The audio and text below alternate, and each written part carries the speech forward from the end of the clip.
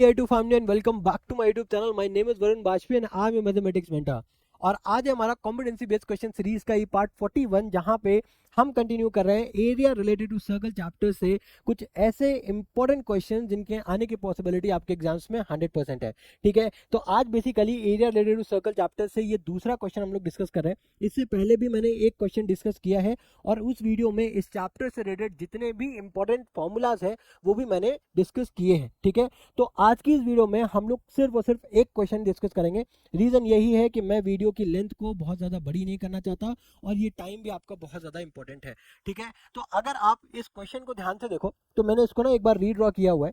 अगर आप इस क्वेश्चन को देखो तो हमारे पास एक ट्राइंगल गिवन है। ठीक है, उस ट्राइंगल के अंदर एक सर्कल जो है वो इंस्क्राइब्ड है। ठीक है, अब इस ट्राइंगल के जो साइड्स का जो डायमेंशन गिवन है वो है 12 सेंटीमीटर। सारी साइड्स हमको कितनी गिवन है? 12 सेंटीमीटर गिवन है। कितनी गिवन है? 12 सेंटीमीटर ईच। ठीक है, आई होप ये चीज आपको समझ में आ रही है। और हमको क्या फाइंड करना है यहाँ पे? हमको फाइंड करना है ये शेडेड एरिया। हमको क्या फाइंड करना है? ये शेडेड एरिया। ठीक है, तो हमारी जो मेन इक्वेशन होगी वो क्या वो किस तरीके से फॉर्म होगी वो समझो। क्या अगर हम लोग किसी भी तरीके से अगर हम एरिया ऑफ ट्राइंगल निकाल लेते हैं, एरिया ऑफ ट्राइंगल अगर अपन निकाल लेते हैं और उसमें से अगर हम एरिया ऑफ सर्कल को सब्सट्रैक्ट कर देते हैं, उसमें से अगर हम एरिया ऑफ सर्कल को सब्सट्रैक्ट कर देते हैं, एरिया ऑफ सर्कल को अगर अपन सब्सट्रैक्ट कर देते हैं तो क्या हमारे पास ये रिमेनिंग एरिया मिल जाएगा? यही हमारा मेन गोल है। ठीक है, अब देखो, अब करो क्या, अब बारी बारी से एरिया, एक बार पहले तो हम लोग एरिया ऑफ ट्राइंगल निकालेंगे, देन उसके बाद एरिया ऑफ सर्कल निकालेंगे। ठीक है, अब सवाल ये उठता है एरिया ऑफ ट्राइंगल आप निकालोगे कैसे? एरिया ऑफ ट्राइंगल आप निकालोगे कैसे? भाई ट्राइंगल के एरिया का जो फॉर्मूला होता है वो क्या होता है? Half times base times height. ये बेसिक फॉर्मूला है। ठीक है, तो हमको बेस तो गिवन है बट हाइट गिवन नहीं है, हाइट गिवन नहीं है। ठीक है, तो अब क्या करें? बट अगर आप क्वेश्चन को ध्यान से देखो तो इन्होंने ऑलरेडी में एक हिंट दे रखी है और यही इस क्वेश्चन को खास बनाता है। वो क्या है कि यहाँ पे तीनों साइड्स बराबर है। अब अगर तीनों साइड्स बराबर है डियर, कौन सा ट्राइंगल होता है जिसमें तीनों साइड्स बराबर होती है? उस ट्राइंगल का नेम क्या होता है डियर? उस ट्राइंगल का नेम होता है इक्विलैटरल ट्राइंगल। क्या होता है? Equilateral triangle. ठीक है, इक्विलैटरल ट्राइंगल। अब अगर मैं आपसे इक्विलैटरल ट्राइंगल का एरिया पूछूं तो बहुत बच्चों को तो यही नहीं याद होगा कि इक्विलैटरल ट्राइंगल का एरिया क्या होता है। ठीक है, यहीं पे आप बहुत बच्चे फंस जाएंगे। अब अगर नहीं आपको याद है तो आपको ह्यूरन्स फॉर्मूला लगाना पड़ेगा, वही आपके पास ऑप्शन है। देन उसके बाद आप इस ट्राइंगल का एरिया निकाल सकते हो। बट अगर उसी जगह पे आपको इक्विलैटरल ट्राइंगल का फॉर्मूला याद है जो कि होता है 3√3/4 और मल्टीप्लाई में साइड का स्क्वायर, ये क्या होता है? आपका इक्विलैटरल ट्राइंगल का निकालने के लिए एरिया का फॉर्मूला होता है। ठीक है, आई होप ये चीज समझ में आ रही है।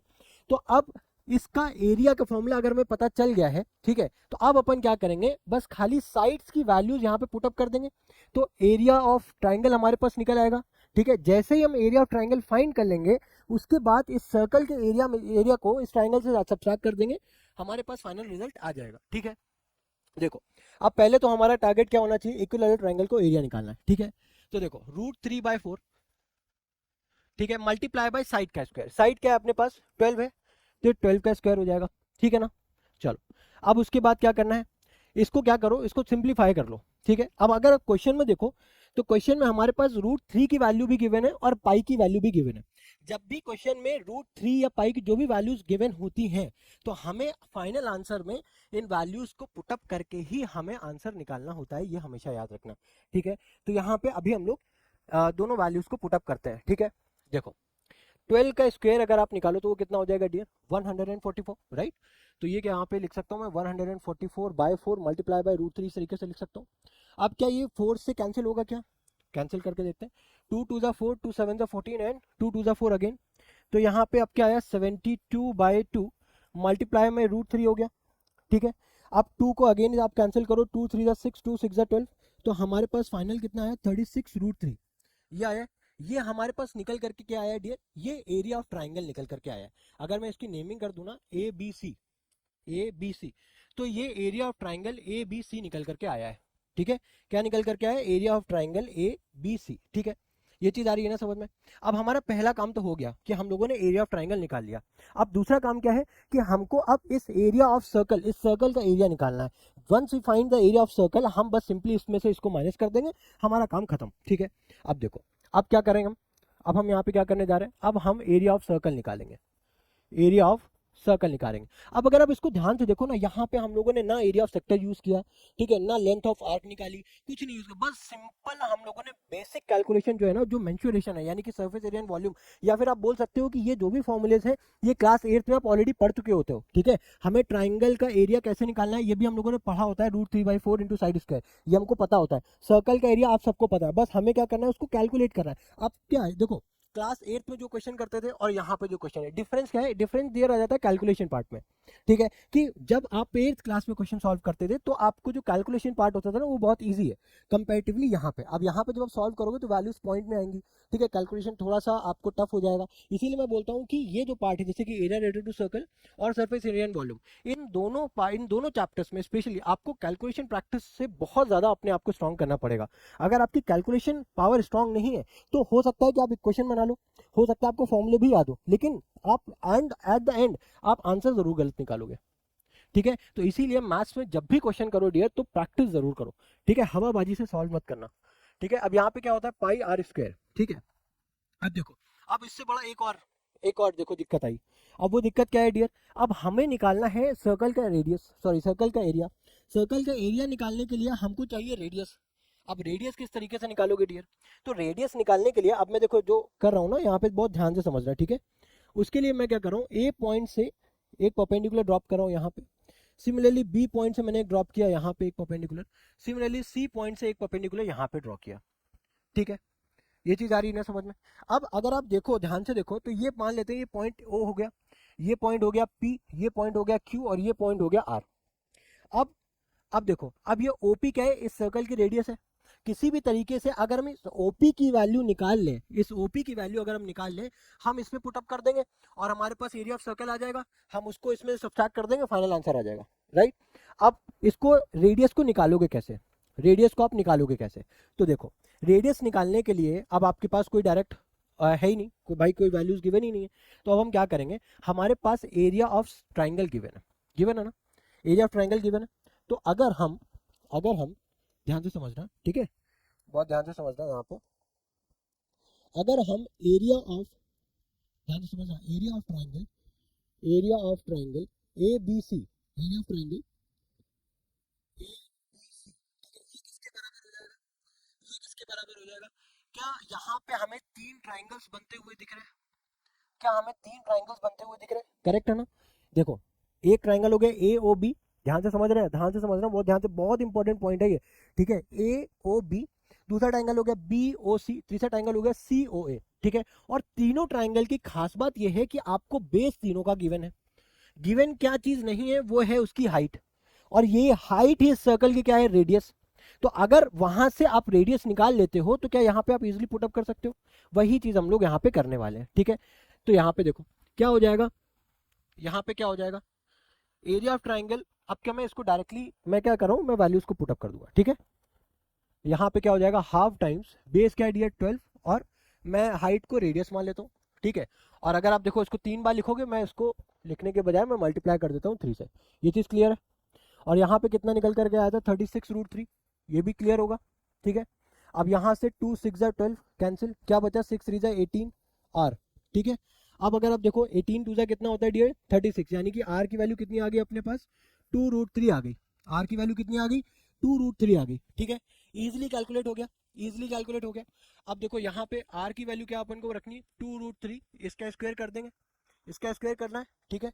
अब देखो, अब अगर इसका स्क्वायर करोगे तो पाई टाइम्स 2 का स्क्वायर कितना हो जाएगा 4, √3 का स्क्वायर कितना हो जाएगा 3, 4 3 कितना हो गया 12, यानी कि कितना आ गया फाइनल 12 पाई आ गया, कितना आ गया 12 पाई। अभी भी ध्यान से समझना, अभी भी हम लोगों ने क्या चीज नहीं की है, हमसे क्वेश्चन में दो चीजें पूछी गई, एक तो हमसे रेडियस पूछी गई है, दूसरा हमको वो एरिया इनसाइड जो हमारे पास शेडेड एरिया है वो पूछा गया, दो चीजें पूछी गई हैं। और ये दोनों चीजें अभी ये अधूरी हैं, क्यों अधूरी है भाई, अगर आप बोल लो, आप बोल सकते हो कि सर मैंने तो रेडियस निकाल लिया, रेडियस निकाल लिए, तो क्या ये रेडियस आपका करेक्ट है, नहीं करेक्ट है। क्यों नहीं करेक्ट है, क्योंकि डियर यहाँ पे क्वेश्चन में हमको √3 की वैल्यू भी तो गिवन है 1.73, तो जब तक आप 1.73 से मल्टीप्लाई नहीं करोगे, हाँ अगर गिवन नहीं होती बाई केस, ठीक है, अगर गिवन तो आपका मान लेते कि आपका करेक्ट है, बट यहाँ पे गिवन है तो आपको वैल्यूज पुटअप करनी पड़ेगी, 2 इंटू 1.73। अब इसको जब आप मल्टीप्लाई करोगे, 2 3 जा 6, 2 7 जा 14, 1 2 1 जा 2, और ये कितना हो गया 2, तो 2.46, यानी कि रेडियस आपकी कितनी आ गई डियर ठीक है, 2 7 14, 2 1 2, ये 3 हो जाएगा, यहाँ पे कितना हो जाएगा, 3 हो जाएगा, तो 3.46, ठीक है। तो ये रेडियस आ गई। अब रेडियस सेंटीमीटर में गिवन थी, सब कुछ सेंटीमीटर में था, तो रेडियस आपकी सेंटीमीटर में आ गई, ठीक है। अब फाइनल एक पार्ट तो हो गया।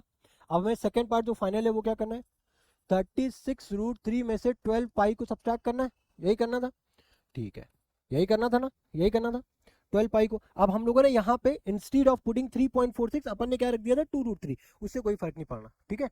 अब 36 मल्टीप्लाई किससे करना है, 1.73 माइनस 12, और पाई की वैल्यू दी हुई 3.14। अब यहाँ पे ये पार्ट है, ये पार्ट, ये सब कुछ चीजें हैं ऐसी है ना जो क्वेश्चन को क्या बनाती, डिफिकल्ट डिफिकल्ट नहीं बनाती। मैं ये बोलता हूँ कि यहाँ पे जो बच्चे, ऐसे बच्चे फंसेंगे जिन बच्चों ने कैलकुलेशन प्रैक्टिस नहीं की है, और यही इन सब कुछ क्वेश्चंस को ना नॉर्मल क्वेश्चन से अलग बनाती है, ठीक है। ये आपको जो एनसीईआरटी में ये कुछ ऐसे क्वेश्चंस नहीं मिलेंगे, ठीक है, कि एनसीईआरटी में जैसे आप लोगों ने पढ़ा एरिया रिलेटेड सर्कल, उसमें नॉर्मली क्या है, फॉर्मुला बेस्ड क्वेश्चंस है, बट ये सब क्वेश्चन जो पीवाईक्यूज है, कॉम्पिटेंसी बेस्ड जब क्वेश्चन आप सैंपल पेपर में देखोगे, वहां पे आपको ऐसे क्वेश्चन दिखेंगे, ठीक है। तो इसीलिए डियर, मैथ्स में हमेशा हाथ से प्रैक्टिस जरूर करना, ठीक है। अगर क्वेश्चन देख के आपको लग रहा है कि हमें हर चीज समझ में आ रही है, तो गलत फहमी में हो, ठीक है। आपको नहीं पता कि एग्जाम में कौन सा क्वेश्चन ऐसा आएगा और किस स्टेप पे आप कंफ्यूजन, आप गलत करके चले जाओगे, आपको तो लगेगा मैंने आंसर सही किया, बट एट द एंड आपको मिलने वाला है 0, ठीक है। तो यहाँ पे देखो 1.73 को अपन किससे मल्टीप्लाई कर रहे हैं, हमें 1.73 से, राइट, 1.73 को 36 से मल्टीप्लाई करना है, 1.73 को मल्टीप्लाई करना है 36 से, 6 3 जा 18, 1 6 7 जा 42, 3 4 6 1 जा 6, साथ साथ करते रहा करो, 6 1 जा 6, कितना हो गया 4 10, ठीक है। मल्टीप्लाई करो, 3 3 जा 9, 3 7 जा 21, कैरी 2, 3 1 जा 3, और 2 कितना हो गया 5, 8 कितना हो गया 12, 2 6, पॉइंट कितने के बाद लगाओगे, 2 के बाद, यानी कि 62.28, 62.28 माइनस, अब यहाँ पे इससे मल्टीप्लाई करोगे, 3.14 को मल्टीप्लाई कर रहे हैं अपन 12 से, 2 4 जा 8, 2 1 जा 2, 2 3 जा 6, यहाँ पे 4 1 3, ठीक है। ये 8 हो गया, 6 हो गया, 7 हो गया, 3 हो गया, किसके बाद कितने नंबर के बाद पॉइंट लग रहा है, 2 के बाद, यानी कि 37.68, 37.68। अब इसको अपन को क्या करना है, सब्ट्रैक्ट करना है, तो 62.28 को सब्ट्रैक्ट करो 37.68 से, 0 12 में से 6 का कितने बचेगा, 6, ठीक है। यहाँ पे 11, 11 में से 7 जाएंगे, कितना बचेगा, कितना बचेगा 4, 5 में से 3 गया, कितना बचा 2, यानी कि 24.60, कितना आ गया 24.60। अब ये यूनिट किस में आएगा, यूनिट हमें सेंटीमीटर्स में गिवन था, तो यहाँ पे सेंटीमीटर स्क्वायर। आई होप ये चीज़ आपको बहुत अच्छे से क्लियर हो चुकी होगी। मुझे, मैंने अपना बेस्ट दिया है इस क्वेश्चन में, मैं ये बोलूंगा, ठीक है। और हो सकता है कि आपको समझ में भी नहीं आया हो सकता है आपको ना समझ में आया हो, फिर भी आपको कोई डाउट है, तो डियर मैं यही बोलूंगा, अगर आपको समझ में नहीं आया है, ठीक है, कोई अगर प्रॉब्लम है, तो एक बार वीडियो को रिवाइंड करो, ठीक है। कभी कभी हो सकता है कि कुछ क्वेश्चन ऐसे होते हैं जो एक बार में समझ में नहीं आते हैं, ठीक है। और मैं 100% श्योर हूँ कि आपको कॉन्सेप्ट में दिक्कत नहीं आई होगी, बस आपको हो सकता है कि कैलकुलेशन में थोड़ा सा प्रॉब्लम आई हो। तो कैलकुलेशन में अगर प्रॉब्लम आई है, तो आप दो चीजें, या तो आप खुद से कर लो, अगर लग रहा है कि नहीं हो पा रहा है, तो एक बार वीडियो को देख लो, तो उसके बाद प्रैक्टिस कर लेना, ठीक है। तो इसी के साथ मिलते हैं आपके साथ नेक्स्ट वीडियो में, till then goodbye, thank you.